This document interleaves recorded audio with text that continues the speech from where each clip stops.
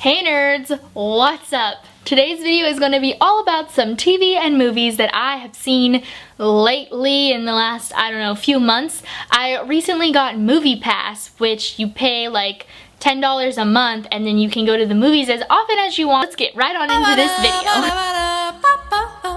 These are in order of things that I have watched, and we'll just get right on to the top of them. That doesn't mean that I necessarily remember everything I think about them or even the ratings necessarily, but I just really love watching TV and movies just as much as I love reading books, so I wanted to talk about some of them.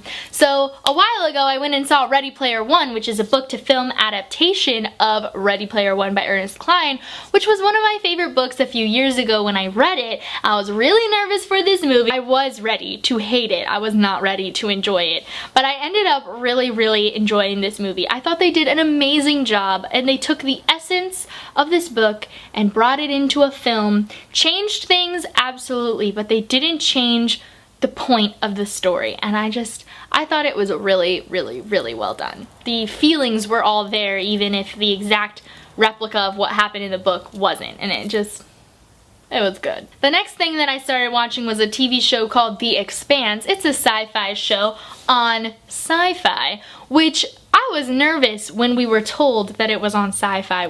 My fiance and I, we get a lot of recommendations for TV from my fiance's brother, who watches basically everything in the universe. He suggested this to us and we were a little bit hesitant given that it was on Sci-Fi, but it was okay. My fiance's still watching it. I stopped at like mid-season 2 or something.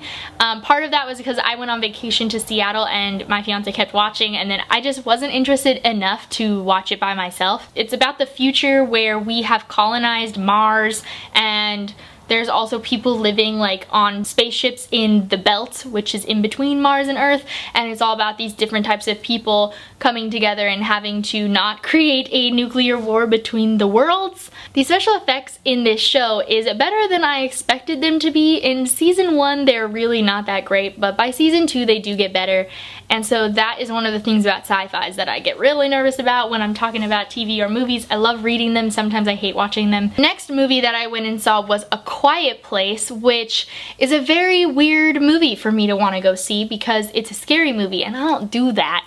I don't like scary movies all that much at all. I like thrillers, but not scary movies, like horror movies and like, not into those. And this movie is about a family that's living in like post-apocalyptic style where there's these monsters that can hear everything, and so they have to be really quiet in order to survive. And it just so happens that this family has a deaf daughter, and so they already knew sign language when the event took place, and that has saved them essentially. And the movie was decent. There were things that I loved and there were things that I thought were dumb. It was just a solid scary movie that's like, it was good. And there are some things that I know the deaf community has gotten really mad about, because although the sign language was represented and that's awesome, they didn't caption the hearing parts. They only captioned the sign language, which meant that this movie is completely accessible for the hearing people that go to see a new thing like sign language in a movie, but it wasn't accessible to those people who tend to be the users of that language, like deaf people.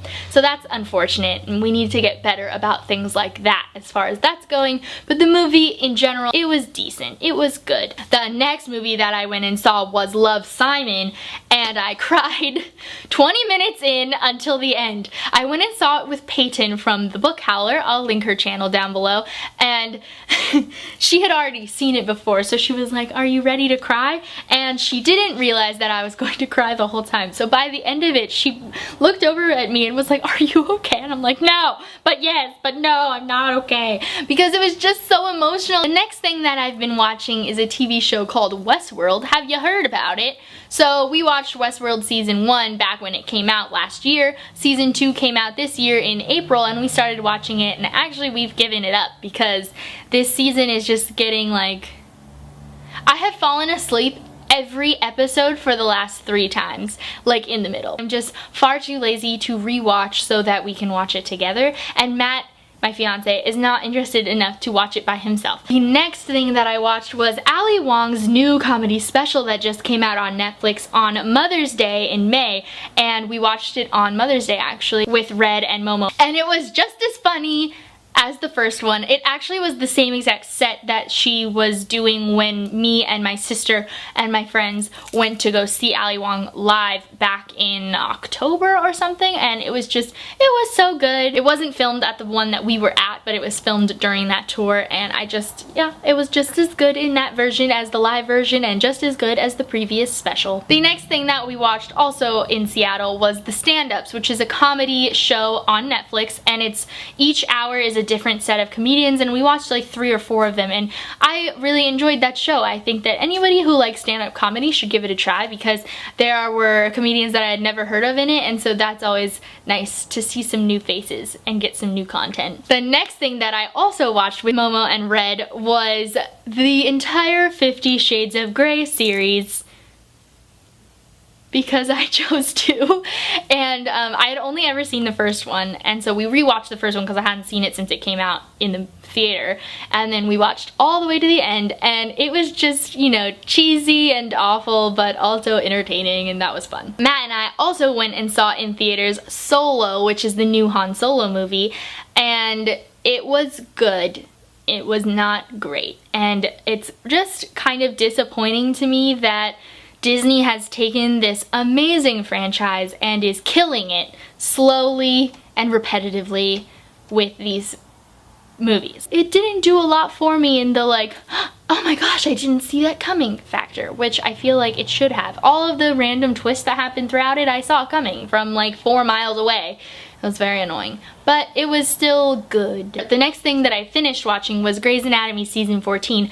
I'm also currently doing a rewatch of the entire series, but I do that on a regular basis, so I'm not going to talk about that specifically, but season 14, which was the most recent one, was really good. It ended in a way that I'm so mad that they always do this. It didn't end in a shocking or like, I need to know if that person survives or something like that. It ended in a very polite way, but also like so many things need to be resolved, so it's stressful. The next thing that I went and saw in the theater was Infinity War Avengers movie, and I do not keep up with the Avengers movies. I haven't seen quite a few of them, but we did watch Thor Ragnarok a while ago, and then we decided to go see Infinity War, and I thought that they did a really good job not being predictable. Like, I had no idea that it was going to do what this movie did as far as the ending goes, and I'm trying not to spoil it or anything. I thought that that was really well done.